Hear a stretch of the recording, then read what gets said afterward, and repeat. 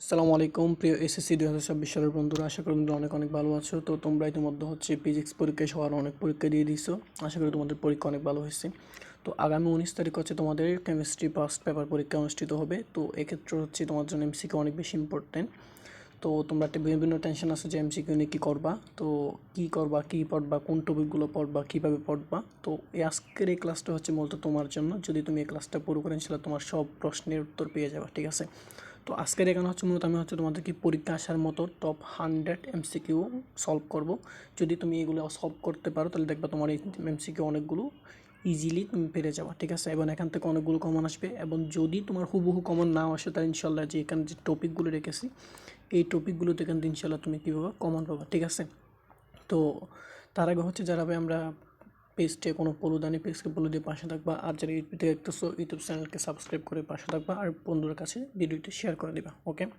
তো চলো আমরা শুরু করি। এবার পাঁচটা বল আমাদের বলতেছে কি, ল্যাবরেটরির ঝুঁকির সুরক্ষার জন্য আমরা নিশ্চয়ই কোনটি ব্যবহার বাধ্যতামূলক। ল্যাবরেটরির ঝুঁকির সুরক্ষার জন্য আমরা সবাই জানি চশমা, তাই না। সেফটি গগলস আমরা কী করবো ইউজ করবো, মাস্ক ইউজ করি না। মাস্ক ইউজ করি কি জন্য, মাস্ক কি কোনো ধরনের ঊর্ধ্ববাহী পদার্থ গ্যাস যাতে আমাদের চোখে বা মুখে না ঢুকে সেজন্য আমরা মাস্ক ইউজ করি। আর গ্লাভস তো আমরা হাতে ইউজ করি, যাতে হাতে কোনো ধরনের ক্ষয়কারক পদার্থ আমাদের হাত থেকে ক্ষয় করতে না পারে।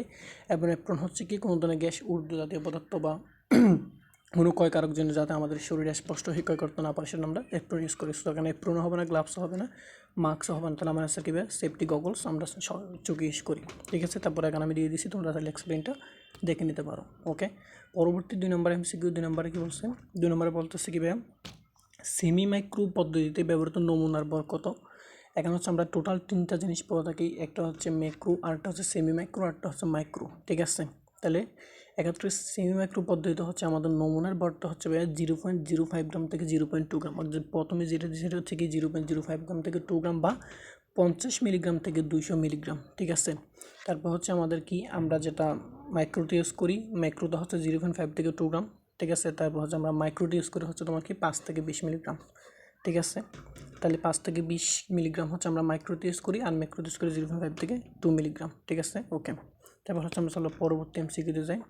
3 নম্বর এমসিকিউতে কি বলতেছে, 3 নম্বরে বলতেছে কি আমাদের নিচের কোনটি ল্যাবরেটরি একটি প্রাইমারি স্ট্যান্ডার্ড পদার্থ বা 7 স্টার অনেক অনেক অনেক বেশি ইম্পর্টেন্ট, এটা চলে আসবে। নিচের কোনটি ল্যাবরেটরির প্রাইমারি স্ট্যান্ডার্ড পদার্থ। তো আমরা এখানে একটা শর্টকাট করতে পারি কি, যেখানে তোমার কি যে যৌগটিতে কার্বন জিনিসটা থাকবে ওইটা আমার কি প্রাইমারি স্ট্যান্ডার্ড পদার্থ, অ্যাকসেপ্ট ওয়ান, সেটা কি হাইড্রোক্লোরিক অ্যাসিড।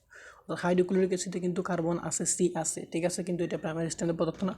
আর বাকি যতগুলো যৌগতে আমার কার্বন থাকবে বা সি থাকবে ওইটা আমার প্রাইমারি স্ট্যান্ডার্ড পদার্থ। তাহলে এখানে দেখো, সোডিয়াম হাইড্রোক্সাইড কোনো সি নেই, তাহলে এটা বাদ। পটাশিয়াম ও4 এখানে কোনো সি নেই, তাহলে বাদ। তাহলে আছে 1 নম্বর এটাতে। তাহলে আমার অ্যান্সার কি NO2CO3। আশা করি আমরা বুঝছি। তারপর এখানে আমি এক্সপ্লেন দিয়ে দিচ্ছি, দিয়ে দেখে নেবে, ঠিক আছে।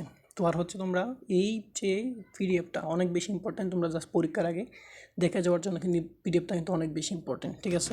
তো তোমরা পিডিএফটা আমি তোমাদেরকে দিয়ে দিব, তবে তোমাদের একটু কষ্ট করতে হবে। সেটা কীভাবে, আমি তোমাদের পেজের লিঙ্ক কমেন্টে দিয়ে দিব, তোমরা ওই পেজতে গিয়ে ফলো দেবা, ইউটিউবকে সাবস্ক্রাইব করবা, আর নিজের প্রোফাইলে এই ভিডিওটাকে শেয়ার করে দিবা। যদি এই কাজটা করে তুমি একটা স্ক্রিনশট নিয়ে ভাইয়াকে ডিরেক্ট মেসেজ দিবা, প্রোফাইলে মেসেজ, এই পেজে মেসেজ দিয়ে ভাইয়া তোমাকে পিডিএফ দিতে বাধ্য, ঠিক আছে ভাইয়া, ওকে। তো চলো দেন আমরা পরবর্তী এমসিকিউতে চলে যাই। এর পরবর্তী এমসিকিউ 4 নম্বরে কী বলতেছে, 4 নম্বর বলতেছে ভাইয়া, ল্যাবরেটরিতে অ্যাসিড দ্বারা ত্বক পুড়ে গেলে সর্বপ্রথম কী করা উচিত। অ্যাসিড পড়লে আমরা সবাই জানি, অ্যাসিড পড়লে আমাদের সোডিয়াম বাইকার্বনেট ইউজ করি, ঠিক আছে। যদি অ্যাসিড পড়ে থাকে আমাদের কী করতে হবে, সোডিয়াম বাইকার্বনেট ইউজ করতে হবে। 5% সোডিয়াম বাইকার্বনেট, আমরা যদি 5% যদি সোডিয়াম বাইকার্বনেট ইউজ করি, ঠিক আছে, NaCO3, আমরা যদি 5% যদি সোডিয়াম বাইকার্বনেট ইউজ করি তাহলে আমাদের অ্যাসিড পড়লে সেটা ভালো হয়ে যাবে। আর যদি কার পরে তার কার পড়লে আমরা 5% বুরিক অ্যাসিড ইউজ করি। কার পড়লে কী করি, 5% বুরিক অ্যাসিড H3BO3, ঠিক আছে, ওকে। এখন আমাকে কী বলছে, এখানে বুরিক অ্যাসিড দিচ্ছে, কিন্তু বুরিক অ্যাসিড আমরা ইউজ করি কোথায়, কার পড়লে, কিন্তু এখানে বলছে অ্যাসিড পড়ছে, তাহলে 1 নম্বর অপশন আমার বাদ। প্রচুর পানি দিয়ে ধুয়ে নিতে হবে। হ্যাঁ ভাই, যেহেতু এখানে আমাকে সোডিয়াম বাইকার্বনেট দেয় নাই, তো আমার এখানে প্রথম কাজ হবে কি, প্রচুর পানি দিয়ে ধুয়ে দিতে হবে। যে কোনোই পড়ুক, প্রথম আমরা প্রচুর পানি দিয়ে ধুয়ে ফেলবো, ঠিক আছে। আর কারির দ্রবণ লাগানো এটা তো না, আর ব্যান্ডেজ করা এটাও না, আমরা তো প্রথমেই ধুইতে হবে, ঠিক আছে। তো এখানে আমার সোডিয়াম কি প্রচুর পানি দিয়ে ধুয়ে ফেলা, ওকে। কতক্ষণ, সেটা কি 10 থেকে 15 মিনিট প্রচুর পানি দিয়ে আমার ধুয়ে নিতে হবে। তাহলে চলার পরবর্তী প্রশ্ন 5 নম্বর এমসিকিউতে কী বলতেছে, 5 নম্বরে বলতেছে নিচের কোন গ্লাভসটি ল্যাবরেটরি মৃদু অ্যাসিড এবং ক্ষার ব্যবহারের সময় সবচেয়ে বেশি নিরাপদ। তাহলে বলছে কি নিচের কোন গ্লাভসটি ল্যাবরেটরিতে আমরা সবচেয়ে বেশি মৃদু অথবা ক্ষার যেটা ইউজ করি কারণ সবচেয়ে বেশি নিরাপদ আমরা সবাই জানি এটা হচ্ছে আমাদের নাইট্রাল গ্লাভস।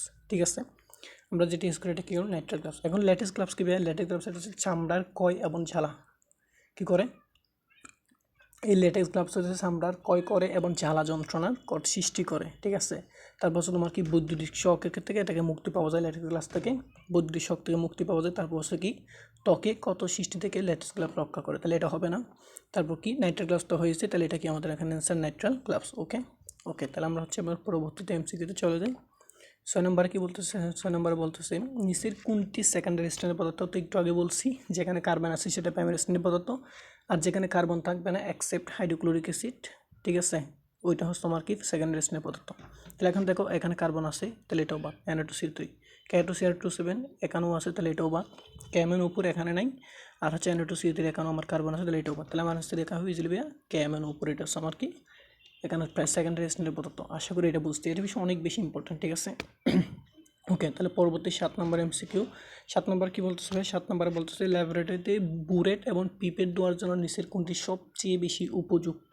এটা আমরা সবাই জানি K2Cr2O7 প্লাস হাইড্রোক্লোরিক সালফিউরিক অ্যাসিডের যে মিশ্রণ ওইটাই হচ্ছে আমার ল্যাবরেটরিতে বুরেটের জন্য সবচেয়ে বেশি ইম্পর্টেন্ট। ঠিক আছে, ক্রোমিক অ্যাসিড প্লাস হচ্ছে সালফিউরিক অ্যাসিডের মিশ্রণ তত্ত্ব, এখানে আমার অ্যান্সার কী হবে ক্রোমিক অ্যাসিড মিশ্রণ। তো হাইড্রোক্লোরিক অ্যাসিড হবে না, কারণ এখানে আমার হতো সালফিউরিক অ্যাসিড হতো, কিন্তু যদি আমার ক্রোমিক অ্যাসিড এবং সালফিউরিক অ্যাসিড দুইটা দেওয়া থাকতো তাহলে সেক্ষেত্রে আমার 5 নম্বর অ্যান্সার হতো ক্রোমিক অ্যাসিড, কারণ ক্রোমিক অ্যাসিড মিশ্রণ হতো আমার কি এই ক্রোমিক অ্যাসিড প্লাস সালফিউরিক অ্যাসিডের সাথে মিশ্রণে তৈরি হয়, তাই না। তাহলে এখানে হবে এটা বাদ, তাহলে শুধু সাধারণ পানি এটা বা কার্বনিক অ্যাসিডের উপর এটা বাদ, তাহলে আমার অ্যান্সার কী হবে ক্রোমিক অ্যাসিড মিশ্রণ। আশা করি বুঝছি। ওকে, এর পরবর্তী 8 নম্বরে যায়। 8 নম্বর কী বলতেছে, 8 নম্বরে বলতেছে পরিবেশ বান্ধব ল্যাবরেটরির জন্য কোন রাসায়নিকের ব্যবহার পরিহার করা উচিত।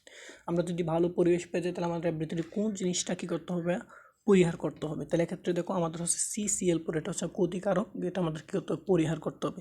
CH2Cl এটা পরিবেশ বান্ধব, C2H5OH এটা পরিবেশ বান্ধব এবং মিথানিক অ্যাসিড এটাও কি আমাদের পরিবেশ বান্ধব। ঠিক আছে, তাহলে এটাও পরিবেশ বান্ধব, এটা পরিবেশ বান্ধব, এটার উপরে কিন্তু CCl4 এটা হচ্ছে পরিবেশের জন্য ক্ষতিকর, সো আমাদের কী করতে হবে এটাকে পরিহার করতে হবে, অ্যাভয়েড করতে হবে। আমি নিচে এক্সপ্লেন দিয়ে দিয়েছি, তোমরা এক্সপ্লেনটা দেখে নিতে পারো। ওকে, পরবর্তী 9 নম্বর এমসিকিউ কী বলতেছে, 9 নম্বর বলতেছে রাদারফোর্ডের এটা হচ্ছে আমরা দ্বিতীয় অধ্যায় গুণগত রসায়নে চলে আসছি। তো এখান থেকে হচ্ছে কি বলতেছে রাদারফোর্ডের আলফা কণা বিচ্ছুরণ পরীক্ষায় কোন পর্দার আবরণ দেওয়া থাকে। তাহলে রাদারফোর্ডের বিচ্ছুরণ পরীক্ষা হচ্ছে আমাদের বাইরে কি জিঙ্ক সালফেটের আবরণ দেওয়া থাকে। ঠিক আছে, সেখানে সোডিয়াম হাইড্রোক্লোরাইড দেয় না, বেরিলিয়াম সালফেটও দেয় না, তারপরে কপার সালফেটও দেয় না, দেখা হচ্ছে জিঙ্ক সালফেট। আর কী কী থাকবে বলো তো, রাদারফোর্ডের এখানে জিঙ্ক সালফেট থাকে, তাই না। আর কী কী থাকবে আমাদের হচ্ছে কি ওই যে আলফা কণা থাকে, টেস্ক্রিয় মূল থেকে নির্গত যে আলফা কণা, তাহলে এখান থেকে হয় আলফা কণা থাকে। ঠিক আছে, আলফা কণা থাকে। তারপর হচ্ছে কি, তারপর হচ্ছে এখান থেকে হচ্ছে আমরা কি ওই যে সোনার পাত যেটা থাকে, সোনার পাতের সেটা কত, সেটা হচ্ছে 0.004। ঠিক আছে, সোনার পাতের যেই তোমার ইয়াটা সেটা হচ্ছে কত 0.004 সেন্টিমিটার। ঠিক আছে, বুঝছি, তাহলে 0.004 সেন্টিমিটার। তারপর হচ্ছে আমার কি সেখানে হচ্ছে আমার কি এই জিঙ্ক সালফেটের আবরণ থাকে এবং হচ্ছে আমাদের তেজস্ক্রিয় মূল থেকে নির্গত আলফা কণা থাকে। আশা করি আমরা একটু বুঝছি, এটা বেশি ইম্পর্টেন্ট, এটা তোমরা সেমিস্টার দিয়ে রাখতে পারো, এটা কিন্তু অনেক বেশি ইম্পর্টেন্ট। ওকে, পরবর্তী এমসিকিউ 10 নম্বরে চলে যায়। 10 নম্বর এমসিকিউ বলতেছে, 10 নম্বরে বলতেছে ভাইয়া প্রধান কোয়ান্টাম সংখ্যা n=3 হলে মোট অরবিটাল সংখ্যা কত n², তাই না। তাহলে প্রধান n=3 হলে তাহলে কত টোটাল 3² তার মানে হচ্ছে আমার অ্যান্সার কত ভাইয়া, অ্যান্সার হচ্ছে আমার 9। 9 কত আছে দেখো তো, এই যে এখানে বুঝছি বুঝছি ভাইয়া। ওকে, তাহলে এখানে আমার অ্যান্সার কত হবে, অ্যান্সার হবে 9, মোট অরবিটাল সংখ্যা কত 9। ওকে, তাহলে এর পরবর্তীতে আমরা চলে যাই 11 নম্বর এমসিকিউ। 11 নম্বর এমসিকিউ দেবে আমার কি বলতেছে, 11 নম্বর এমসিকিউ না বলতেছে ক্রোমিয়াম যেমন Cr(Z)24 এবং বহিঃস্থ স্তরের সঠিক ইলেকট্রন বিন্যাস তথ্য, অর্থাৎ ক্রোমিয়ামের বহিঃস্থ স্তরের ইলেকট্রন বিন্যাস কথা আমরা জানি কতগুলো ব্যতিক্রম মল আছে, তার মধ্যে ক্রোমিয়াম হচ্ছে একটি, সে হচ্ছে সঠিক ইলেকট্রন বিন্যাস মেনে চলে না, তার মধ্যে কি ব্যতিক্রম ইলেকট্রন বিন্যাস বিদ্যমান। ওকে, এখন আমরা আর একটা জিনিস জানি, সেটা কী সেটা হচ্ছে কি মৌলগুলো হচ্ছে স্থিতিশীল কখন থাকে, সর্বাধিক স্থিতিশীল কখন থাকে? যখন তার কক্ষপথে ইলেকট্রন অর্ধপূর্ণ বা পূর্ণ অবস্থায় থাকে, ঠিক আছে? যখন তার ইলেকট্রনগুলো কী হয় অর্ধপূর্ণ বা পূর্ণ অবস্থায় থাকে তখন সে কী থাকতে চায়? স্থিতিশীল থাকতে চায়। সো এখন দেখো ক্রোমিয়ামের শেষ কক্ষপথে যখন ইলেকট্রন হিসেব করতে যাই আমরা, যখন ইলেকট্রন বিন্যাস করবো তখন শেষ কক্ষপথে আমরা ইলেকট্রন পাবো হচ্ছে 3d6 এবং 4s0, ঠিক আছে? তাহলে 3d6 4s যখন 0 হয় তখন দেখো ডির ইলেকট্রন হয়েছে 6টি এবং এসের ইলেকট্রন হয়েছে 0, কিন্তু এখানে কি অর্ধপূর্ণ বা পূর্ণ একটাও হয় নাই। যদি আমরা এখান থেকে কী করি, যদি এখান থেকে আমরা হচ্ছে এই যে এই 6টা থেকে একটা এনে যদি আমরা কোথায় বসাই, এইখানে বসে, তখন এখানে আমার অ্যাসিড ইলেকট্রন সংখ্যা হয়ে যাবে 1 এবং ডির হয়ে যাবে 5। তাহলে এখানে দেখো এইখানে যে আমরা নিয়ে আসছি, তাহলে এখানে দেখো এই যে এখানে 5টা হয়ে গেছে না, এখানে কি 5টা, তার মানে কি ডিতে সর্বোচ্চ ইলেকট্রন থাকতে পারে 10টা, তাহলে এখন চলে আসছে 5টা, তার মানে অর্ধপূর্ণ হয়েছে, তাহলে স্থিতিশীল। এবং এসের ক্ষেত্রে দেখো এখানে সর্বোচ্চ থাকতে পারে 2টা, তাহলে 2-এর অর্ধক হয়েছে, তার মানে এটাও স্থিতিশীল। তার মানে এখান থেকে আমরা কি বুঝছি, যখন এই 3d6 থেকে যখন একটা ইলেকট্রন যখন আমি 5s নিয়ে যাব তখন তারা হচ্ছে সবচেয়ে বেশি স্থিতিশীল থাকবে। তাই আমরা বলি এখানে তোমার কি ক্রোমিয়ামের ক্ষেত্রে সঠিক ইলেকট্রন বিন্যাস আমার কি হবে 3d5 4s1, এই যে এটা, ঠিক আছে? আশা করি আমরা বুঝছি। ওকে, এখন হচ্ছে তাহলে পরবর্তীতে এমসিকিউতে চলে যায়। পরবর্তী এমসিকিউতে আমরা হচ্ছে কি বলতেছে 12 নম্বরে বলতেছে কি, কোন নীতি অনুযায়ী, ঠিক আছে, কোন নীতি অনুযায়ী একই অরবিটালে দুইটি ইলেকট্রনের 4টি কোয়ান্টাম সংখ্যার মান একই হতে পারে না? এটা আমরা সবাই জানি, এটা হচ্ছে পাউলির বর্জন নীতি। অর্থাৎ পাউলির বর্জন নীতি কী বলছে? পাউলির বর্জন নীতি বলতেছে কি, একই অরবিটালের দুইটি ইলেকট্রনের 4টি কোয়ান্টাম সংখ্যা কখনোই একই হতে পারবে না। প্রধান কোয়ান্টাম সংখ্যা, সহকারী কোয়ান্টাম সংখ্যা, চুম্বক কোয়ান্টাম সংখ্যা, এগুলো হচ্ছে কি 4টা কখনোই একই হতে পারবে না, সেটা বলছে। ওকে, গেল। তাহলে অ্যান্সার হচ্ছে আমার কি পাউলির বর্জন। তাহলে আহ্বান নীতি কি? আহ্বান নীতি হচ্ছে ভাইয়া কি, আগে হচ্ছে সবচেয়ে বেশি কম শক্তি সম্পন্ন যেটা আছে ওইটাতে ইলেকট্রন প্রবেশ করবে, তারপর হচ্ছে সবচেয়ে বেশি ইলেকট্রন যে শক্তি যেটা ওইটাতে পরে ইলেকট্রন প্রবেশ করবে, এটা হচ্ছে আহ্বান নীতি। আর হুন্ডের নীতি কি? হুন্ডের নীতি হচ্ছে কি, এই যে ইলেকট্রনগুলো সর্বোচ্চ সংখ্যায় বিজুট অবস্থায় থাকবে এবং স্পিন একই মুখে হবে, ঠিক আছে? এই যে স্পিন একই মুখে হবে এবং হচ্ছে তোমার কি সর্বোচ্চ সংখ্যায় বিজুট অবস্থায় থাকবে, এটা হচ্ছে হুন্ডের নীতি, ঠিক আছে? তাহলে আশা করি আমরা এই জিনিসটা বুঝছি, এটা কিন্তু অনেক বেশি ইম্পর্টেন্ট, এটা তোমরা 7s দিয়ে রাখতে পারো। ওকে, পরবর্তী হচ্ছে কি, পরবর্তী 13 নম্বর এমসিকিউ কি বলতেছে? 13 নম্বর বলতেছে কি, হাইড্রোজেন পরমাণুর বামার সিরিজের জন্য শক্তি স্তরে n=1 কত? তাহলে বামার কি আমরা সবাই জানি, প্রথম হচ্ছে লাইমেন, প্রথম হচ্ছে কি লাইমেন, তারপর হচ্ছে কি বামার, তারপর হচ্ছে প্যাচেন, তারপর হচ্ছে ব্রাকেট, তারপর হচ্ছে কি ফোনস, তাই না? এগুলো হচ্ছে আমার কি প্রুফ। তাহলে লাইমেন হচ্ছে সর্বনিম্ন হচ্ছে 1, আর ব্রামার হচ্ছে 2, তারপর হচ্ছে প্যাশন হচ্ছে 3, তারপর এখানে হচ্ছে 4, এখানে হচ্ছে কি 5, ঠিক আছে? তার মানে এখন দেখো এখানে আমার কি বলছে, এখানে আমার বলতেছে কি, হাইড্রোজেনের পরমাণুর বামার সিরিজের জন্য সর্বনিম্ন শক্তি স্তরের মান কত? তাহলে সর্বনিম্ন শক্তি স্তরের মান কত হবে? 2 হবে। কারণ কেন? কারণ সে 1 পর্যন্ত আসতে পারবে। এখন হচ্ছে কি তার 1-এর পরে যে n2 ভ্যালু হবে, তাহলে এখানে তোমার কি n1-এর ভ্যালু যদি 1 হয় তাহলে n2-র ভ্যালু সর্বনিম্ন কত হতে পারবে? 2 হতে পারবে। এরপর 2 থেকে 3 4 5 6 7 এভাবে হতে থাকবে। তাহলে এখানে আমার আনসার হবে কত? 2। যদি আমার এখানে বামার বলতে লাইমেন বামার, তাহলে যদি প্যাচিন বলতো তাহলে প্যাচিনের ক্ষেত্রে কী হতো? প্যাচিনের ক্ষেত্রে আমার 3 হতো, তারপর হচ্ছে কি ব্র্যাকেটের ক্ষেত্রে 4 হতো। আশা করি এই জিনিসটা আমরা বুঝছি, ঠিক আছে? ওকে, তাহলে এখানে আমার আনসার কত হবে? এখানে আমার আনসার হবে 2, ঠিক আছে? এখানে আমার কত? 2। তাহলে লাইমেন বললে 1 হতো, আর বামার বললে 2, আর প্যাচিন বললে 3, ব্র্যাকেট বললে 4, আর পুচ্ছি বললে 5 হতো, ঠিক আছে? আশা করি বুঝছি, এটা কিন্তু ইম্পর্টেন্ট, এটা তোমরা 7 দিয়ে রাখতে পারো। ওকে, তাহলে পরবর্তী হচ্ছে আমরা 14 নম্বর এমসিকিউতে চলে যাই। 14 নম্বর এমসিকিউ বলতেছে নিচের কোন কোয়ান্টাম সংখ্যার সেটটি একটি ইলেকট্রনের জন্য অসম্ভব? মানে কোন সেটটি ইলেকট্রনের জন্য অসম্ভব? আমরা জানি এই যে একটু আগে যে আমরা পড়ে এসেছি 4টি কোয়ান্টাম সংখ্যার মান কখনো সেম হতে পারে না। আমরা এখানে সেইটাই ফলো করবো, অ্যাপ্লাই করবো, অ্যাপ্লাই করলে আমরা কি অ্যান্সার পেয়ে যাবো। তাহলে দেখো এখানে n=2, l=1, m=0, r+7, এটা হতে পারে, এটা ঠিক আছে। তারপর হচ্ছে কি n=3 যখন হবে, l এর মান 2, হ্যাঁ m এর মান 1, এর সমান হবে, এটাও আমার কি এখানে হতে পারে। এবার দেখো n=2, l=2, তাহলে বলছি কি 4টি কোয়ান্টাম সংখ্যার মান কখনো সেম হতে পারবে না। কিন্তু এখানে দেখো প্রধান কোয়ান্টাম সংখ্যা এবং সহকারী কোয়ান্টাম সংখ্যা কিন্তু সেম হয়ে গেছে। সো এখানে আমার এটা কি তোমার কি ইলেকট্রনের জন্য কি হয়ে যাবে? অসম্ভব হয়ে যাবে। এখানে অ্যান্সার হচ্ছে কি এটা। তাহলে আমার এইটাও সঠিক, এটাও সঠিক, এটাও সঠিক, তাহলে আমার ভুল হচ্ছে এটা। তাহলে এখানে আমার কি অ্যান্সার? এটা। ওকে, পরবর্তী 15 নম্বর এমসিকিউ কি বলতেছে? 15 নম্বর বলতেছে কি, শিকা পরীক্ষায় সোডিয়াম পরমাণু কোন কালার বর্ণ দেয়? আমরা সবাই জানি সোডিয়াম হচ্ছে সোনালী হলুদ, ঠিক আছে? শিকা পরীক্ষায় সোডিয়াম হচ্ছে সোনালী হলুদ, তারপর হচ্ছে ইটের মতো লাল হচ্ছে তোমার কি পটাশিয়াম, ইটের মতো লাল, আর বেগুনি হচ্ছে আমার পটাশিয়াম, ইটের মতো লাল হচ্ছে ক্যালসিয়াম, ক্যালসিয়াম হচ্ছে ইটের মতো লাল, ঠিক আছে? তাহলে ইটের মতো লাল হচ্ছে ভাই ক্যালসিয়াম, তারপর হচ্ছে বেগুনি দেওয়া হচ্ছে ওর মতো কি পটাশিয়াম, আর নীলাভ সবুজ হচ্ছে না, তাহলে তো সোনালী হলুদ আমার কে দেবে সোডিয়াম ভাইয়া। ঠিক আছে, আমার সোডিয়ামে কী দেবে সোনালী হলুদ দেবে, তো এটা হচ্ছে ইম্পর্টেন্ট, এটা তোমরা 7 স্টার দিয়ে রাখতে পারো। ওকে, পরবর্তী হচ্ছে আমরা 16 নম্বর এমসিকিউতে চলে আসছি। কী বলতেছে LCl3 দ্রবণ শনাক্তকরণের নিচের কোন বিকারক ব্যবহার করা হয়। ঠিক আছে, LCl3 শনাক্তকরণের নিচের কোন দ্রবণ ব্যবহার করা হয়, এটা আমরা সবাই জানি। এখানে হচ্ছে আমাদের সোডিয়াম হাইড্রোক্সাইড দ্রবণটা ব্যবহার করি, কারণ কি অ্যালুমিনিয়াম ট্রিপ্লেসের সাথে সোডিয়াম হাইড্রোক্সাইড দ্রবণ যখন আমরা যোগ করবো তখন LOH3 এর সাথে সাদা আটালু অর্ধেকে পড়ে, যা হচ্ছে অতিরিক্ত সোডিয়াম হাইড্রোক্সাইডে দ্রবণীয়।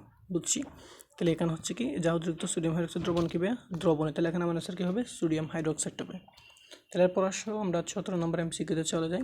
17 নম্বর কী বলতেছে কোনটি মিটকার ধাতু শিকা পরীক্ষায় কোনো বর্ণ দেয় না। ঠিক আছে, কোনো বর্ণ দেয় না, এটা হচ্ছে একটা আমি চন্দ্র আমার প্রিয়াতে আছে একটা ভিডিও আছে শর্ট ভিডিও, তোমরা চাইলে ওইটা দেখা পারো, একটা চন্দ্রের মাধ্যমে ইজিলি বলে দিয়েছি যে কোন কোন মৌলগুলো শিকা পরীক্ষায় বর্ণ দেয় না। ঠিক আছে, তাহলে এগুলো হচ্ছে আমরা সেখানে বলতেছি, তোমরা চাইলে শর্ট ভিডিওতে দেখে আসতে পারো। তারপর আমি এখানে বলতেছি এখানে হচ্ছে কি আমি শর্টকাটের জন্য বলতেছি বেমানন।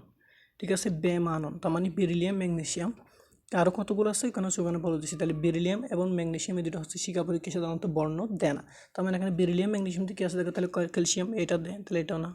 তারপর হচ্ছে ম্যাগনেসিয়াম, এই যে আমাদের ম্যাগনেসিয়াম চলে আসছে, মানে এখানে আনসার কী হবে ম্যাগনেসিয়াম। তাহলে বেরিলিয়ামও দেয়, এসআরও দেয়, কিন্তু ক্যালসিয়াম ঠিক আছে এগুলো দেয় না। তো আমার কি বেরিলিয়াম এবং ম্যাগনেসিয়াম হচ্ছে শিকা পরীক্ষায় বর্ণ দেয় না, সো এখানে আনসার হবে কি ম্যাগনেসিয়াম।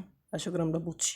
ওকে, পরবর্তী 18 নম্বর এমসিকিউতে কী বলতেছে বলতেছে কি ক্যালসিয়াম 2+ আয়ন শনাক্তকরণে কোন বিকারকটি ব্যবহার করা হয়, এটা হচ্ছে অ্যামোনিয়াম অক্সাইড। ক্যালসিয়াম 2+ আয়ন শনাক্তকরণে ব্যবহার করা হয় অ্যামোনিয়াম অক্সাইড। তো তোমরা বাকি যেগুলো যে শনাক্ত করে কী দিয়ে সেটাও একটু দেখে নিবে। ঠিক আছে, এটা কিন্তু ইম্পর্টেন্ট, এটা তোমরা 7 স্টার দিয়ে রাখতে পারো। তাহলে ক্যালসিয়াম 2+ আয়ন শনাক্ত করে কোন বিকারকটি ব্যবহার করা হয় অ্যামোনিয়াম অক্সাইড।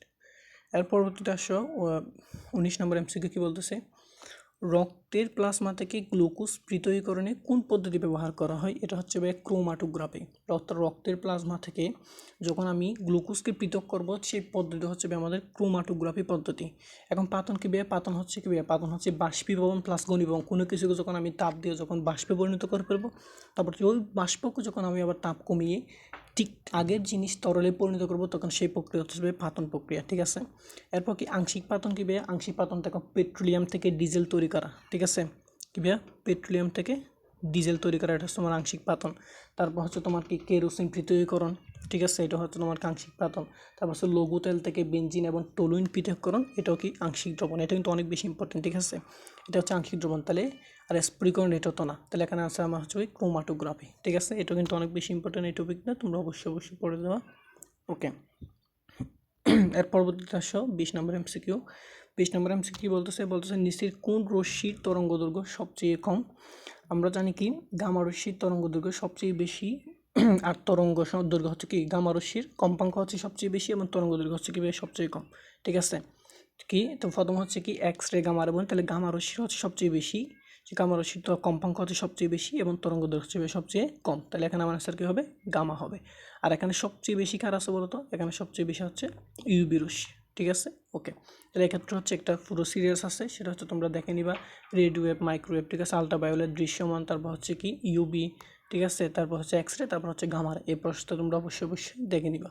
তাহলে এখানে কি মনে রাখবে, এখানে হচ্ছে বিপরীত হচ্ছে কম্পাঙ্কের বিপরীত তরঙ্গ দৈর্ঘ্য, অর্থাৎ দাঁত কম্পাঙ্ক সবচেয়ে বেশি, তার তরঙ্গ দৈর্ঘ্য সবচেয়ে কম। তাহলে এখানে আমার আনসার কী হবে গামার। যদি আমার এখানে গামারে না থাকতো তখন আমার এক্স রে হতো। বুঝছি, ওকে, তাহলে এটা কিন্তু ইম্পর্টেন্ট, তোমরা দেখে যাও টপিকটা। ওকে, এর পরবর্তী হচ্ছে 21 নম্বর। 21 নম্বর কী বলতেছে কোনো নির্দিষ্ট তাপমাত্রায় সিলভার ক্লোরাইডের দ্রাব্যতা এস হলে তাহলে দ্রাব্যতার গুণফল কত হবে। ঠিক আছে, ওকে, তাহলে এখন দেখো এখান থেকে আমরা সিলভার ক্লোরাইডকে কীভাবে লিখতে পারি, আমরা সিলভার ক্লোরাইডকে সিলভার প্লাস এবং হচ্ছে ক্লোরিন মাইনাস এভাবে লিখতে পারি, তাই না। ওকে, তাহলে এখন সিলভার প্লাস এখানে কয়টি আছে, তাহলে একটি, তাহলে এখানে আমার অনলি এক্স। তারপর হচ্ছে তোমার কি এই যে ক্লোরিন এখানে একটি, তাহলে এখানে হবে অনলি এক্স। তাহলে এস গুণ করলে আমার আনসার থেকে আসবে আমার আসবে কি এস স্কোয়ার। তাহলে এস স্কোয়ার কোথায় আছে দেখো তো, এই যে এখানে, তো আমার এটা হচ্ছে কি সঠিক আনসার। বুঝছি, ওকে, এর পরবর্তীতে হচ্ছে কি 22 নম্বর এমসিকিউ কী বলতেছে 22 নম্বর বলতেছে Fe3+ আয়ন শনাক্তকরণে K4 Fe6 যোগ করলে কী রঙের পদক্ষেপ দেয়, এটা হচ্ছে মুখস্থ করে রাখবে, হচ্ছে গাঢ় নীল লবণ। ঠিক আছে, তাহলে যখন আমি ফেরিক আয়নের সাথে যখন K4FeCN6 দ্রবণ যোগ করবো তখন সেক্ষেত্রে আমার কোনটি অদক্ষেপ দিই, সেটা হচ্ছে গাঢ় নীল বর্ণের আমার অদক্ষেপ পড়ে। ঠিক আছে, আশা করি আমরা এটা বুঝছি। ওকে, তাহলে কি এর পরবর্তীতে আসো, পরবর্তী 23 নাম্বার কি বলতেছে? 23 নম্বরে বলতেছে কোনটি জাল তাকা বা পাসপোর্ট শনাক্তকরণে ব্যবহৃত হয়? অনেক বেশি ইম্পর্টেন্ট এবং অনেক পরীক্ষা আসছে। এটা হচ্ছে কি ইউবি রশ্মি। ঠিক আছে, আলট্রাভায়োলেট রশ্মি হচ্ছে আমার কি জাল তাকা বা পাসপোর্ট শনাক্তকরণে ব্যবহার করে থাকি। ঠিক আছে, ওকে এরপর আসো আমরা হচ্ছে 24 নম্বরে চলে যাই। 24 নম্বরে কি বলতেছে? আপনি বলতেছে কি ডি অরবিটালে সর্বোচ্চ কয়টি ইলেকট্রন থাকতে পারে? এটা একদম ইজি প্রশ্ন। ডি অরবিটালে সর্বোচ্চ আমার ইলেকট্রন থাকতে পারে হচ্ছে 10টি, এসে থাকতে পারে হচ্ছে 2টি, পি থাকতে পারে হচ্ছে 6টি, আর ডি এ থাকতে পারে 10টি, আর এফে থাকতে পারে হচ্ছে তোমার কিন্তু 14টি। বুঝছি? ওকে, তাহলে এরপর আসো পরবর্তী এমসিকিউ। সেটা কি বলতেছে? হাইড্রোজেন পরমাণুর প্রথম কক্ষপথের ব্যাসার্ধকে কী বলে? আমরা মুখস্থ জানি, এটা হচ্ছে বুর ব্যাসার্ধ। তাহলে হাইড্রোজেন পরমাণুর প্রথম কক্ষপথের ব্যাসার্ধ কী বলা হয়? বুর ব্যাসার্ধ, যেটার মান কত? 0.529 অ্যাংস্ট্রম। ঠিক আছে, 0.5 অ্যাংস্ট্রম, শর্ট করে এটা বলি আর কি, 0.5 অ্যাংস্ট্রম বা 0.529 অ্যাংস্ট্রম। ওকে, পরবর্তী আমরা 26 নম্বরে 26 নম্বর কী বলতেছে? 26 নম্বর বলতেছে কোন মূলনীতি ইলেকট্রন দ্বারা শক্তি স্তর পূরণের ক্রম নিম্ন থেকে উচ্চ? একটু আগে বলা আসছি, এটা হচ্ছে আমার আহ্বাও নীতি। এটা হচ্ছে কী হবে? এটা হচ্ছে কি আমার আহ্বাও নীতি। ঠিক আছে, আর হুন্ডের নিতে বললাম, ভালোর বর্জন নিতে বললাম, 4টি কন্ডিশন কোনো সমান হতে পারবে না। আর হুন্ডের নিতে হচ্ছে কি একই স্পিনগুলো, সর্বোচ্চ সংখ্যা ইলেকট্রনগুলো সর্বোচ্চ একই স্পিনমুখী হবে এবং বিদ্যুৎ সংখ্যা থাকবে। ওকে, এরপর হচ্ছে আমরা 27 নম্বর চলে আসি। 27 নম্বর কি বলতেছে? 27 নম্বর বলতেছে নিচের কোনটি আয়ন শনাক্তকরণে নেসলার বিকারক ব্যবহার করা হয়? এটা হচ্ছে আমার NH4+। ঠিক আছে, এটা হচ্ছে আমরা কি নেসলার দ্রবণ শনাক্তকরণে এটা ব্যবহার করে। আর বাকিগুলো শনাক্তকরণে কোথায় এগুলো তোমরা একটু দেখে নিবে। ঠিক আছে, এটা কিন্তু ইম্পর্টেন্ট। ওকে, দেন চলো হচ্ছে আমরা 28 নম্বর এমসিকিউতে চলে যাই। 28 নম্বর এমসিকিউ বলতেছে রঙিন টেলিভিশন থেকে কোন ক্ষতিকর রশ্মি নির্গত হবে? এটা হচ্ছে এক্সরে। রঙিন থেকে আমার কী বের হবে? আমাদের রঙিন থেকে হচ্ছে এক্সরে রশ্মি বের হয়। ঠিক আছে, অর্থাৎ কেতুর রশ্মি নলের উষ্ণ শক্তির ইলেকট্রন আঘাতে বলে রঙিন টেলিভিশন থেকে মৃদু এক্সরে উৎপন্ন হয়। কীভাবে? মৃদু এক্সরে উৎপন্ন হয়। ঠিক আছে, ওকে। দেন চলো আমরা 29 নম্বরে চলে যাই। 29 নম্বর কী বলতেছে? 29 নম্বর বলতেছে নিচের কোনটি নোবেল গ্যাস বা নিষ্ক্রিয় গ্যাস নয়? এখানে আমার বলছে কিন্তু নয় বলছে। ঠিক আছে, নোবেল গ্যাস বা নিষ্ক্রিয় গ্যাস। তাহলে নোবেল বা নিষ্ক্রিয় গ্যাস কোন মুয়ের কত নম্বর গ্রুপের? এটা হচ্ছে 18 নম্বর গ্রুপের মূল গ্রুপ আমরা বলি নোবেল গ্যাস বা নিষ্ক্রিয় গ্যাস বলি। তাহলে এখানে দেখো হিলিয়াম কিন্তু ব্যতিক্রম। ঠিক আছে, তারপর হিলিয়াম হচ্ছে আমার কি নিষ্ক্রিয় গ্যাস, তারপর হচ্ছে নিয়ন হচ্ছে আমার নিষ্ক্রিয় গ্যাস, আর্গনও আমার নিষ্ক্রিয় গ্যাস বা 18 নম্বর গ্রুপের মূল। কিন্তু ক্লোরিন হচ্ছে আমার 17। ঠিক আছে, ক্লোরিন হচ্ছে আমার কি 17 নম্বর গ্রুপের। সো এখানে আমার ক্লোরিন কী হবে? অ্যান্সার হবে, কারণ ক্লোরিন কি নয়? কোনো নিষ্ক্রিয় গ্যাস নয়। ঠিক আছে, কারণ বুঝছি। ওকে, দেন চলো আমরা পরবর্তী এমসিকিউতে চলে যাই। এরপর কি 30 নম্বর এমসিকিউতে কী বলতেছে? 30 নম্বরে বলতেছে পর্যায় সারণীর কোন গ্রুপকে হ্যালোজেন গ্রুপ বলা হয়? অনেক বেশি ইম্পর্টেন্ট একটা ম্যাথ। এখন হচ্ছে কি হ্যালোজেন বলা হচ্ছে আমার কি ভাই 17 নম্বর গ্রুপকে। এখন তাহলে ভাই 15 নম্বর গ্রুপকে কী বলে? 15 নম্বর গ্রুপটা বলা হচ্ছে নিকটোজেন। ঠিক আছে, নিকটোজেন বলা হয়। তারপর হচ্ছে আমার কি 16 নম্বর গ্রুপকে কী বলা হবে? 16 নম্বর হচ্ছে সেলকোজেন। ঠিক আছে, 16 নম্বর গ্রুপকে বলা হয় কি ভাই? সেলকোজেন। ওকে, তারপর 18কে আমরা বলি নিষ্ক্রিয় বা জিরোমন বা নিষ্ক্রিয়। আর 15কে আর 17কে আমরা কী বলি? হ্যালোজেন বলি। ঠিক আছে, এটা কিন্তু অনেক বেশি ইম্পর্টেন্ট, এটা তোমরা 7 স্টার দিয়ে রাখতে পারো। ওকে, দেন চলো হচ্ছে আমরা 31 নম্বর চলে যাই।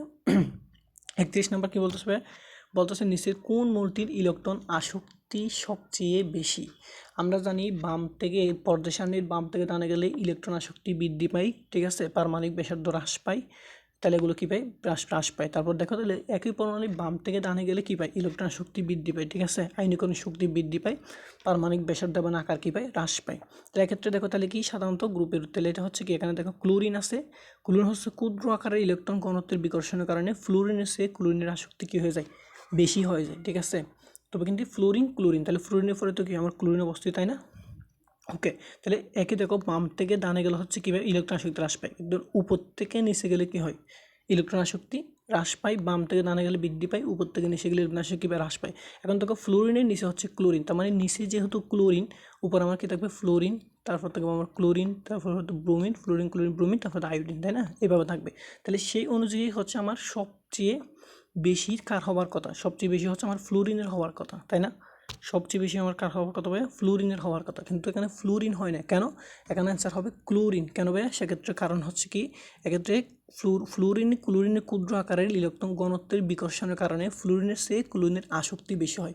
কারণ হচ্ছে ক্লোরিনের ক্ষুদ্র আকার ইলেকট্রন ঘনত্বের বিকর্ষণের কারণে ফ্লুরিনের চেয়ে ক্লোরিনের যে আসক্তিটা সেই আসক্তি কিন্তু বেশি হয়ে যেত। এটা ব্যতিক্রম মনে রাখবা। এক্ষেত্রে আমার সিরিয়ালটা হবে, প্রথমে হবে ক্লোরিন, তারপর ফ্লুরিন, তারপর ব্রোমিন, তারপর আয়োডিন। বুঝছি? তো এক্ষেত্রে আমার অ্যান্সার কী হবে? এক্ষেত্রে আমার অ্যান্সার হবে ক্লোরিন। ঠিক আছে, আমার অ্যান্সারটা কী হবে? এক্ষেত্রে আমার অ্যান্সারটা হবে ক্লোরিন। তো সিরিয়ালটা কীরকম হবে? সিরিয়ালটা এখানে আমার হবে কি ফ্লোরিন, প্রথমে হবে ক্লোরিন, তারপর হচ্ছে ফ্লোরিন, তারপর হচ্ছে ব্রোমিন, তারপর হচ্ছে আমার কি আয়োডিন। ঠিক আছে, তাহলে এখানে অ্যান্সার হবে আমার কি ক্লোরিন। আশা করি আমরা বুঝছি। ওকে, পরবর্তী এমসিকিউ এই 32 নম্বর কী বলতেছে? 32 বলতেছে পানি অণুর আকৃতি কত, অনেক বেশি ইম্পর্টেন্ট। এটা পানির অণুর আকৃতি কীরকম ভাইয়া? পানির অণুর আকৃতি হচ্ছে কৌণিক বা বি আকৃতির। এই যে এইরকম আকৃতির এটা হচ্ছে পানির অণু, কারণ পানির অণুগুলো যে এভাবে থাকে। ঠিক আছে, এভাবে থাকে, তাহলে এখানে কৌণিক বা বি আকৃতির পানির অণুর আকৃতি। আশা করি আমরা এটা বুঝছি। ঠিক আছে, আর কার্বন ডাইঅক্সাইড হচ্ছে কি রৈখিক, CO2 হচ্ছে কি রৈখিক। ওকে, আচ্ছা, আর হচ্ছে তোমার কি মিথেন CH4, এটা হচ্ছে তোমার চতুস্থলিকীয়, এটা হচ্ছে কি চতুস্থলিক। আশা করি আমরা একটু বুঝছি। এটা কিন্তু অনেক বেশি ইম্পর্টেন্ট, এটা তোমরা 7 আসতে দিয়ে রাখতে পারো। দেন চলো আমরা হচ্ছে 33 নম্বরে চলে যাই। 33 নম্বর কী বলতেছে? 33 বলতেছে CH4 অণুর বন্ধন কোণ কত। ঠিক আছে, CH4 বা মিথেনের বন্ধন কোণ কত সেটা আমাকে জিজ্ঞেস করছে। তো মিথেনের বন্ধন হচ্ছে ভাই সবচেয়ে বেশি আমরা জানি CH4, যেমন চতুস্থলিকে 3টা আছে CH4, তারপর হচ্ছে আমার কি ভাইয়া অ্যামোনিয়া NH3, তারপর হচ্ছে আমার কি পানি। ঠিক আছে, তো এক্ষেত্রে সবচেয়ে বেশি হচ্ছে CH4-টা কত 109.5, আর অ্যামোনিয়ার কত, অ্যামোনিয়াটা হচ্ছে 107, আর পানিরটা কত, পানিরটা হচ্ছে এই যে 105। ঠিক আছে, পানিরটা কত হবে? পানিরটা হচ্ছে 104.5। ঠিক আছে, আশা করি আমরা বুঝছি। এটা কিন্তু অনেক বেশি ইম্পর্টেন্ট। ওকে, তাহলে এখানে আমার আনসার কত হবে? এখানে আমার অ্যান্সার হবে কত 109.5, যেহেতু আমার কি বলছে মিথেন বলছে। ওকে, দেন চলো আমরা পরবর্তী এমসিকিউ যাই। 34 নম্বর এমসিকিউ কি বলতেছে NH3 অ্যামোনিয়া অণুর কেন্দ্রীয় পরমাণু সংখ্যার কথা একটু বলছি। অ্যামোনিয়া, তারপর হচ্ছে পানি, তারপর হচ্ছে মিথেন, এগুলো সবগুলার হচ্ছে তোমার কেন্দ্রীয় পরমাণু সংকরণ হচ্ছে sp3। ঠিক আছে, sp3, এটা তোমরা মুখস্থ রাখবা। মুখস্থ রাখার দরকার নেই, তারপর দেখুন আমরা কিন্তু বের করতে পারি। যে দেখো আমরা একটা সূত্র জানি, সেটা হচ্ছে কি পরমাণু কেন্দ্রীয় সংকরণ বের করার ক্ষেত্রে আমরা সূত্র জানি, সেটা হচ্ছে হাফ ইন্টু, আমি যেটা মনে রাখি আর কি, হাফ ইন্টু ভালোবাসার মানুষ ছেড়ে গেছে আমাকে। ঠিক আছে, এটা আমি মনে রাখি আর কি। হ্যাঁ, যেহেতু ভালোবাসার মানুষ ছেড়ে গেছে মানে কি, সেটা কমে গেছে, মানে সেটা বিয়োগ করবে, বাকিটা প্লাস হবে। এখানে বিমান কী ভাবে? বিমান হচ্ছে কেন্দ্রীয় যে মূলটা আছে ওই মলের বাহিরের সর্বোচ্চ বাহিরে যতটা ইলেকট্রন থাকবে সেই ইলেকট্রন সংখ্যা, আর এম মানে হচ্ছে তার পাশে যে মূলটি আছে তার পরমাণু সংখ্যা, আর সি মানে হচ্ছে ক্যাটায়ন, এম মানে হচ্ছে অ্যানায়ন। এখন দেখো NH3 এখানে কি আছে দেখো তো, তাহলে এখানে হচ্ছে কি প্রথম হবে হাফ। NH3 কি নাইট্রোজেনের শেষ কক্ষপথে আমার ইলেকট্রন আছে কত ভাইয়া? 5টি, 2 5, তার মানে এখানে শেষ কক্ষপথে ইলেকট্রন আছে কত? 5টি। তারপর হবে প্লাস, তারপর হচ্ছে কি তার এম মানে কি তার পাশে যে মূলটি আছে তার পরমাণু সংখ্যা, তাহলে এখানে হাইড্রোজেন পরমাণু সংখ্যা কয়টি? 3টি। আর এখানে দেখো এখানে আমার কোনো ক্যাটায়ন নেই, কোনো অ্যানায়ন নেই, তার মানে এগুলো আমার কি হবে? 0 হবে। ঠিক আছে, ওকে, তাহলে এখন 4 যোগ করো, 5 আর 3 যোগ করলে 8 হবে, 8কে 2 দ্বারা ভাগ করলে অ্যান্সার হবে 4। আর 4 মানে হচ্ছে ভাই আমার কি sp3। ঠিক আছে, 4 মানে কি ভাই আমার sp3। আশা করি বুঝছি। তো এখানে আমার কি হবে? এখানে আমার অ্যান্সারটা হবে কি ভাই? এখানে আমার অ্যান্সারটা হবে কি ভাই? অ্যান্সারটা আমার হবে কি sp3, এই যে 3 নাম্বার এটা। ঠিক আছে, ওকে, আশা করি আমরা বুঝছি। এবার এই নিয়মটা ফলো করে বাকি সবগুলো কিন্তু ইজিলি বের করা যায়। ওকে, তাহলে পরবর্তী এমসিকিউ এরপর আসো 35 নম্বর কি বলতেছে? 35 নম্বর বলতেছে আমাকে পাজানের নীতি অনুযায়ী কোনটি পোলারায়ন ক্ষমতা বা সমজীবী বৈশিষ্ট্য সবচেয়ে বেশি। ঠিক আছে, পাজানের নীতি অনুযায়ী, পাজানের নীতি অনুযায়ী কী ভাইয়া? আমরা যা বলছি কি অ্যানায়নের চার্জ যত বেশি ক্যাটায়নের চার্জ যত কম, অ্যানায়ন যত বেশি ক্যাটায়ন যত কম, তার হচ্ছে তোমাকে তত বেশি সে কী হয়? পোলারায়ন ক্ষমতা বা সমজীবী বৈশিষ্ট্য প্রদান করে। তাহলে এখানে দেখো একটা আছে সোডিয়াম প্লাস, এখানে হচ্ছে ম্যাগনেসিয়াম 2+, আর একটা কি অ্যালুমিনিয়াম 3+, আর একটা তোমার CCl4। ঠিক আছে, তো এখানে দেখো কোনটির পজিটিভ সবচেয়ে বেশি? এখানে হচ্ছে অ্যালুমিনিয়াম 3+, হচ্ছে কি সবচেয়ে বেশি, তাই না? তো বলছে কি অ্যানায়নের কাজ, অ্যানায়নের চার্জ যত কম ক্যাটায়নের চার্জ যত বেশি। ঠিক আছে, ক্যাটায়ন যত বেশি তাহলে তার হচ্ছে তোমার কি পোলারায়ন ক্ষমতা বৈশিষ্ট্য তত বেশি হবে। তাহলে এক্ষেত্রে কি, যেহেতু অ্যালুমিনিয়াম 3+, তাহলে এক্ষেত্রে আমার সর্বোচ্চ 3টা আছে, আর হচ্ছে তোমার কি এখানে হচ্ছে ম্যাগনেসিয়াম 2+। ঠিক আছে, এখানে হচ্ছে 2টি, আর এখানে হচ্ছে সোডিয়াম হচ্ছে 1টি। ঠিক আছে, সোডিয়াম প্লাস। তাহলে এখানে সবচেয়ে বেশি আমার কি আছে? অ্যালুমিনিয়াম 3+ আছে। সো এখানে আমার সবচেয়ে বেশি সমজীবী বৈশিষ্ট্য বা পোলারায়ন ক্ষমতা কার আছে? সেটা হচ্ছে কি LCl3 মধ্যে আছে। ঠিক আছে, আমরা বুঝছি। ওকে, তারপর এখানে আমরা দিয়ে দিচ্ছি যে এলিমেন্ট 3+ সবচেয়ে বেশি, তারপর ম্যাগনেসিয়াম 2+, তারপর সোডিয়াম প্লাস। অ্যানায়নের পোলারায়ন তত বেশি হবে এবং সমজীবী বৈশিষ্ট্য তত বৃদ্ধি পাবে এবং আয়নিক বৈশিষ্ট্য তত হ্রাস হবে। বুঝছি, ওকে। এটা কিন্তু অনেক বেশি ইম্পর্টেন্ট। দেন চলো হচ্ছে আমরা 34 নম্বর এমসিকিউতে চলে যাই। 34 কি বলছে? 34 বলছে নিচের কোন মূলটি ডায়াম্যাগনেটিক। ঠিক আছে, আমরা একটা জানি কি আমরা কি জানি ভাইয়া, আমাদের হচ্ছে কি পেরোম্যাগনেটিক আমরা পড়ছি না, পেরোম্যাগনেটিক কার আসলে হচ্ছে কলোনি। ঠিক আছে, কলোনি অর্থাৎ কোবাল্ট, তারপর হচ্ছে লোহা, তারপর হচ্ছে নিকেল। ঠিক আছে, কোবাল্ট, লোহা, নিকেল, এরা কারা? এরা হচ্ছে আমার কি পেরোম্যাগনেটিক। ঠিক আছে, এটা হচ্ছে আমার কি ভাইয়া, এটা হচ্ছে আমরা পেরোম্যাগনেটিক। তাহলে পেরোম্যাগনেটিক কী আছে? কোবাল্ট, লোহা এবং নিকেল। তাহলে এখানে বাদ দাও, তাহলে আয়রন বাদ, কারণ আয়রন তো হচ্ছে তোমার কি পেরোম্যাগনেটিক। কোবাল্টো বাদ, কোবাল্টো পেরোম্যাগনেটিক। নিকেলও বাদ, নিকেলও পেরোম্যাগনেটিক। এখানে আমার আনসার কী হবে? এখানে আমার আনসার হবে কি জিঙ্ক। ঠিক আছে, একমাত্র এখানে জিঙ্ক হচ্ছে আমার কি ডায়া ম্যাগনেটিক। ওকে, পরবর্তী এমসিকিউ আছে 37 নম্বর। কি বলতেছে? 37 নম্বরে বলতেছে উভধর্মী অক্সাইড কোনটি এত বেশি ইম্পর্টেন্ট? এটা হচ্ছে কি উভধর্মী হচ্ছে আমার কি Al2O3। Al2 কী করে উভধর্মী? আমরা সবাই জানি কি হলো অ্যাসিড এবং ক্ষারের সাথে বিক্রিয়া করে যেটি হচ্ছে লবণ এবং পানি উৎপন্ন করবে, তবে ওইগুলোকে আমরা কী বলবো? উভধর্মী অক্সাইড বলবো, তাই না? তো এক্ষেত্রে কি অ্যালুমিনিয়াম Al2O3 এটা হচ্ছে আমার কি অ্যাসিড এবং ক্ষারের সাথে বিক্রিয়া করে লবণ এবং পানি উৎপন্ন করে। তো এখানে আবার Al2O3 কি হয়ে এখানে হচ্ছে আমার কি উভধর্মী অক্সাইড। ওকে, দেন আসো 38 নম্বর। 38 নম্বর কি বলতেছে? 38 বলতেছে নিচের কোন বন্ধনটি সবচেয়ে বেশি শক্তিশালী? যেটা আমরা সবাই জানি সেটা হচ্ছে কি আয়নিক বন্ধন। আয়নিক বন্ধন হচ্ছে ভাই কি সবচেয়ে বেশি শক্তিশালী। ঠিক আছে, কেন? কারণ হচ্ছে স্থির তড়িৎ আকর্ষণ বলের মাধ্যমে গঠিত আয়নিক এই বন্ধনটি সমযোজী বা দুর্বল আন্তঃআণবিক বলের চেয়েও কি শক্তিশালী হয়, তাই এখানে সবচেয়ে বেশি কী হবে? আয়নিক বন্ধন হবে। ওকে, দেন হচ্ছে কি 39 নম্বর কি বলতেছে? নিচের কোন অণুতে হাইড্রোজেন বন্ধন বিদ্যমান? আমরা সবাই জানি একটা হচ্ছে কি ফন, এটা মনে রাখবা ফন, FON, যেগুলোর সাথে এগুলো যুক্ত থাকবে তারা হচ্ছে কি হাইড্রোজেন বন্ধন দেয়। তাহলে এখানে দেখো HCl, এখানে কি আছে? নাই। তো এখানে দেখো ফন হাইড্রোজেনের সাথে যুক্ত থাকবে, এখানে ক্লোরিন তাহলে বাদ, এখানে সালফার বাদ, এখানে হচ্ছে হাইড্রোজেন বাদ। তাই এই যে একমাত্র এইটাতে আমার F যুক্ত আছে, তাহলে এটা আমার কি হাইড্রোজেন বন্ধন দিবে। এছাড়াও যদি আমার এখানে O যুক্ত বা N যুক্ত থাকতো তাহলে কী হতো? তারা হাইড্রোজেন বন্ধন দিত। ওকে, তাহলে পরবর্তী 40 নম্বর এমসিকিউ কি বলতেছে? 40 নম্বরে বলতেছে গ্রুপ 1 এর ধাতুগুলো কি ক্ষার ধাতু? এটা আমরা জানি গ্রুপ 1 হচ্ছে ক্ষার ধাতু আর গ্রুপ 2 হচ্ছে মৃৎক্ষার ধাতু। ঠিক আছে, ওকে, দেন চলো আমরা পরবর্তী চলে যাই। 41 নম্বর কি বলতেছে? 41 নম্বর আমার বলতে হচ্ছে কি নিচের কোন মূলটি অবস্থান্তর মূল? অর্থাৎ যাদের হচ্ছে কি আমার কি যোজনী ভিন্ন থাকে। ঠিক আছে, এক ব্যাক আর দুই বা ততোধিক যোজনী থাকে, তারা হচ্ছে কি তাদের মূলত অবস্থান্তর মূল, আর যারা এবং তারা হচ্ছে কি রঙিন যৌগ গঠন করে। ঠিক আছে, তো একমাত্র এখানে হচ্ছে কি আয়রন হচ্ছে 2 এবং 3, অর্থাৎ তার দুইটা যোজনী বিদ্যমান থাকে, তো এখানে আমার আয়রন হবে কি অবস্থান্তর মূল, এবং এটা হচ্ছে কি রঙিন যৌগ গঠন করে। 42 নম্বর কি বলতেছে? কোন বিক্রিয়ার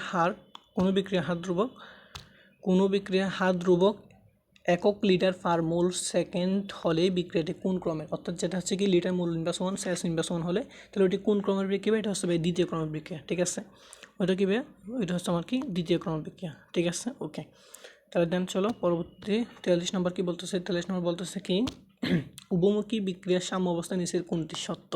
উভমুখী বিক্রিয়ার ক্ষেত্রে হচ্ছে কি সম্য বিক্রিয়া হার এবং পশ্চাৎ বিক্রিয়া হার দুটোই সমান হয়, সেটা হচ্ছে কি উভমুখী বিক্রিয়ার ক্ষেত্রে। তাহলে প্রথমে দেওয়া আছে এই যে সম্য বিক্রিয়া হার এবং পশ্চাৎ বিক্রিয়া হার সমান, সো এটা আমার এখানে অ্যান্সার হবে। ঠিক আছে, এটা হচ্ছে আমার কি উভমুখী বিক্রিয়া। আর একমুখী বিক্রিয়ার ক্ষেত্রে কি একমুখী শুধুমাত্র ওই তোমার কি একদিক থেকে অন্যদিকে যাবে, সম্মুখ থেকে পশ্চাৎ যাবে, পশ্চাৎ থেকে আর কি সম্মুখে ফিরে আসবে না আর। ঠিক আছে, ওকে, দেন চলো আমরা হচ্ছে তারপর হচ্ছে পরটি পরে চলে যাই। কি বলতেছে?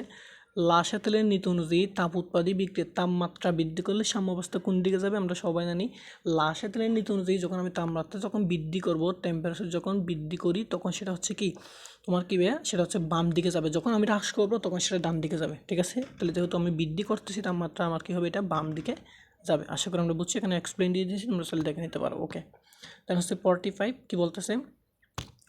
একটি মৃদু অ্যাসিড এবং তার লবণের মিশ্রণকে কি বলে? এটা হচ্ছে অম্লীয় দ্রবণ। ঠিক আছে, অম্লীয় বাফার দ্রবণ। তাহলে মৃদু অ্যাসিড এবং তার লবণ হলে সেটা কী হবে? অম্লীয় বাফার দ্রবণ। আর ক্ষার তারপর হচ্ছে তোমার কি মৃদু ক্ষার এবং তার ইয়ার ক্ষেত্রে সেটা হবে তোমার ক্ষারীয় ব্যাপার। ক্ষারের ক্ষেত্রে হলে ক্ষারীয় ব্যাপার, মৃদু অ্যাসিড হলে অম্লীয় ব্যাপার, আর মৃদু ক্ষার হলে ক্ষারীয় ব্যাপার। ঠিক আছে, ওকে, তাহলে চলো আমরা পরবর্তী 46 নম্বর কি বলতেছে? মানুষের রক্তের পিএইচ কত? 7.46। তো এখানে আনসার হবে কি এই যে 7.4, এটা হচ্ছে আমার কি মানুষের রক্তের পিএইচ। ওকে, তারপর হচ্ছে কি 7.35 থেকে 7.4 এটা হচ্ছে কি হয় গড় ধরা হয়। ওকে, দেন হচ্ছে কি 47 কি বলতেছে? 25 ডিগ্রি সেলসিয়াস তাপমাত্রায় পানির আয়নিক গুণফল কত? এটা হচ্ছে 10⁻⁴ 14, এটা মুখস্থ। 25 ডিগ্রি সেলসিয়াস তাপমাত্রায় বিশুদ্ধ পানির তোমার কি হচ্ছে কি আয়নিক গুণফল হচ্ছে কি 1 × 10⁻⁴, অর্থাৎ কি H+ এবং H+ ইন্টু OH, এটার পুরো হচ্ছে কি OH মাইনাস, এই যে এই পুরোটার আমার আয়নিক গুণফল কত হবে? আয়নিক গুণফল হবে কি 10 × 10⁻1 × 10⁻4, ঠিক আছে? ওকে, 10⁻4, আশা করি 10⁻14, আশা করি আমরা বুঝছি। ওকে, 48 নম্বর কি বলতেছে? বলতেছে কি কোনো দ্রবণের হাইড্রোজেন আয়নের ঘনমাত্রা H+ যদি 10⁻4 হয়, তাহলে পিএস কত? একদম ইজি। পিএস মানে হচ্ছে কি বিয়া? পিএস মানে হচ্ছে তুমি এখান থেকে জাস্ট করবা, এখানে কত আমার কি 10⁻4 দেওয়া আছে না, তাহলে এক্ষেত্রে হচ্ছে তোমার কি এই যে এই 4 দেওয়া আছে, এটা হচ্ছে 4টা হবে আমার কি পিএস, ঠিক আছে? এই যে এখানে ইনভার্স যদি 5 থাকতো তাহলে এখানে পিএস হতো 5, যদি আমার H+ ইনভার্স যদি 7 থাকতো তাহলে পিএস হতো 7। এখন একটা কি, যদি আমার এখানে H+ না যদি OH মাইনাস দিয়ে দিত, তখন আমরা যা 14 থেকে বিয়োগ করে দিতাম, ঠিক আছে? 40 থেকে আমরা এইখানে যত দিত তত বিয়োগ করে দিতাম, তখন আমাদের সেটা কি পিএস পেয়ে যেতাম, ঠিক আছে? ওকে, আশা করি আমরা বুঝছি। ওকে, 49 নম্বর কি বলতেছে?